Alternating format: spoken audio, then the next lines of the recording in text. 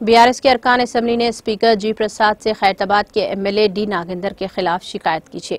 BRS के अरकान assembly के एक ग्रुप ने हैदराबाद में स्पीकर से मुलाकात की।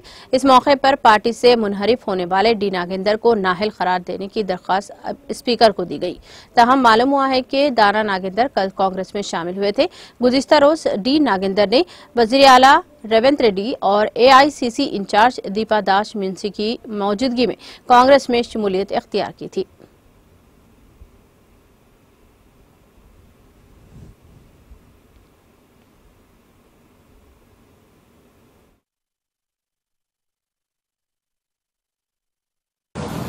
ఇవాళ తెలంగాణ తొలి ముఖ్యమంత్రి మా బీఆర్ఎస్ పార్టీ అధ్యక్షులు గౌరవనీయులు పెద్దలు కేసీఆర్ గారి ఆదేశాల మేరకు ఇవాళ స్పీకర్ కి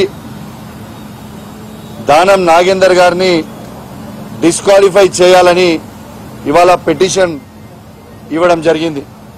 ఇవాళ మా బీఆర్ఎస్ పార్టీలో గెలిచి ఇలా కాంగ్రెస్ పార్టీ కనువగప్పుకొని చేరినందుకు ఖచ్చితంగా ఇవాళ దానం నాగేందర్ గారిని డిస్క్వాలిఫై చేయాలని ఇవాళ మేము బీఆర్ఎస్ పార్టీ పక్షాన మేము నలుగురం శాసనసభ్యులము ఇవాళ పోయి ఇవాళ లక్ష్మారెడ్డి గారు, ముఠగోపాల్ గారు, కాళేరు వెంకటేశ్వర్ గారు మేమందరం పోయి ఇవాళ పిటిషన్ ఇవ్వడం జరిగింది।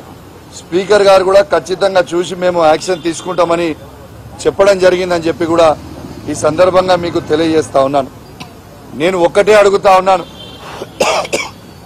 ఈ తెలంగాణ రాష్ట్ర ముఖ్యమంత్రి గారు రేవంత్ రెడ్డి గారు ప్రతిపక్ష నాయకుడు ఉన్నప్పుడు పీసీసీ ప్రెసిడెంట్ గా ఉన్నప్పుడు ఏమని చెప్పింది నేనంటే ఆయన అన్న మాటలు మీకు చెప్తా ఉన్నాను। ఒక పార్టీలో గెలిచి ఒక పార్టీలో చేరినోని రాళ్లతోని కొట్టి చంపాలన్నాడు। మరి ఇవాళ ఈ మాట నేనంటలేను, ఇది రేవంత్ రెడ్డి గారు అన్నదే మీకు గుర్తు చేస్తా ఉన్నాను।